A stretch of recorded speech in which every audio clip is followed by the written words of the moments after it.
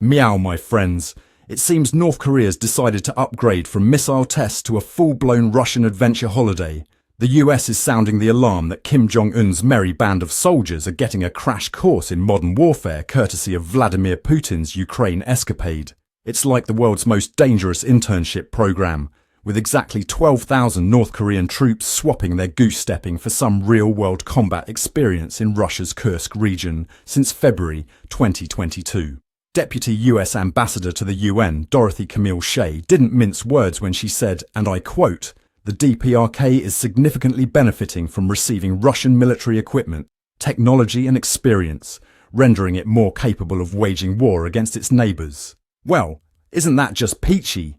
It's as if North Korea looked at its how to be a global menace checklist and thought, what's missing? Oh, I know. Let's get some hands-on experience. But wait, there's more. This little exchange program isn't just about North Korea learning the ropes. Oh no, they're bringing party favours too. Reports suggest they've gifted Russia with over 1 million rounds of artillery shells. It's like a twisted version of bring a dish to pass at the world's most explosive potluck. I wonder if Kim Jong-un's new LinkedIn profile now reads expert in ballistic bartending and missile mixology.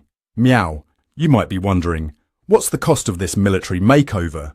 Well, my friends, it's not just measured in bullets and bombs. South Korean intelligence estimates that around 1,100 North Korean soldiers have already paid the ultimate price in this deadly game of war tourism. It's a grim reminder that this isn't some Call of Duty roleplay. It's real lives being lost in a conflict that seems to be drawing in more players by the day. I hear the North Korean Army's new recruitment slogan is, "Join the Army, see Ukraine. If you're lucky, see it twice." But let's not forget the potential payoff for Kim's regime. Imagine North Korea coming back from this twisted field trip with a graduation certificate in Advanced Warmaking 101. They could be eyeing up lucrative arms deals and military training contracts faster than you can say nuclear deterrent. It's like they're building a lethal LinkedIn profile, and the world is their potential client list. 5 stars, would definitely invade again. Anonymous Russian general on wartime Yelp. Of course, this whole situation has got South Korea and Japan more on edge than a cat in a room full of rocking chairs. They're watching their neighbour level up in real time, and it's making them understandably nervous. South Korean President Yoon Suk-yeol is even muttering about maybe getting some nukes of their own, because clearly what this region needs is more things that go boom, right. I can already see the next season of East Asia's Got Talent featuring a nuclear arms race as the main act. And let's not overlook the tech angle in all this. North Korean troops are getting their mitts on some of Russia's fancy toys. We're talking drones, electronic warfare systems, the works. It's like they've wandered into the Apple store of warfare, and everything's on a 5-finger discount. They've gone from flip phones to smartphones in the blink of an eye, or should I say, the launch of a missile. Meow, my friends. This military collaboration is quite the plot twist in the ongoing soap opera of international relations. It's as if North Korea and Russia looked at their historical differences and said, hey, let's put aside our Cold War grudges and focus on making the world a warmer place. With explosions. I can only imagine how this complicates the seating chart at the next UN dinner party. No, we can't put North Korea next to South Korea, and Russia's not talking to Ukraine. Maybe we should just do a potluck in the parking lot.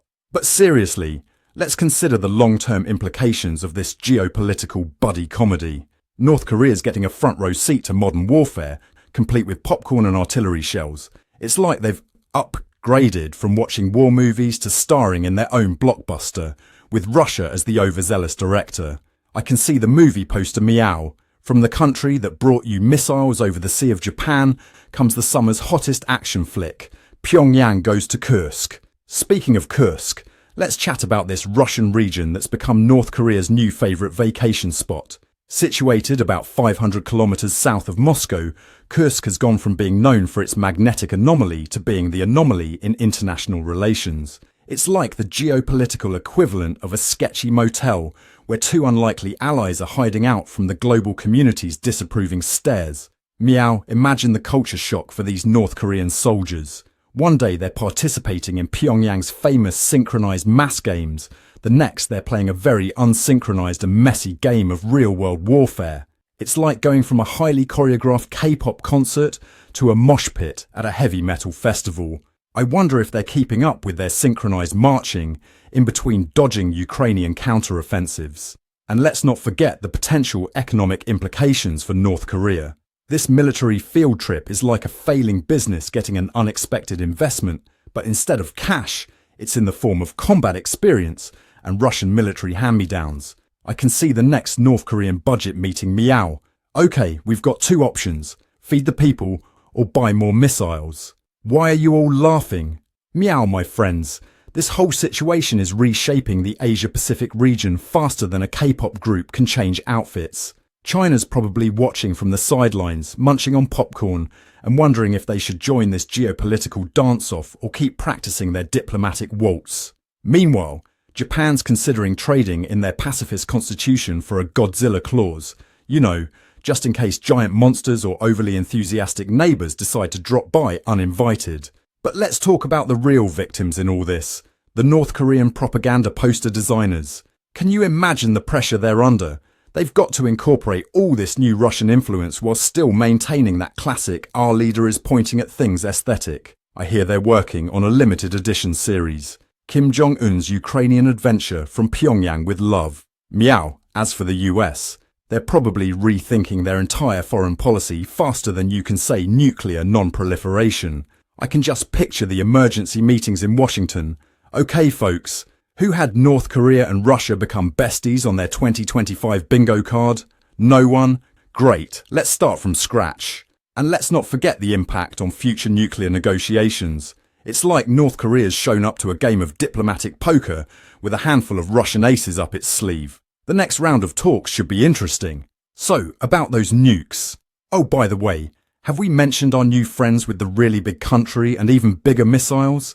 Meow, in the grand scheme of things, this North Korea-Russia collab is like watching a reality TV show where the two contestants everyone thought would be voted off first have suddenly formed an alliance. It's unexpected, it's a little scary, and it's definitely going to boost the ratings. I mean, geopolitical tensions. So, my friends, as we navigate this brave new world where North Korea is getting combat experience and Russia is getting, well, more artillery shells, remember to stay informed. If you're feeling as baffled by all this as I am, smash that like button. After all, in the grand reality show of global politics, we're all just trying to avoid getting voted off the island, or, in this case, the peninsula. That's all for Meow. I'm Ron Parmesan, reporting for News Cats. Remember, in a world where today's enemies are tomorrow's frenemies, the only constant is change, and the need for more popcorn to watch it all unfold.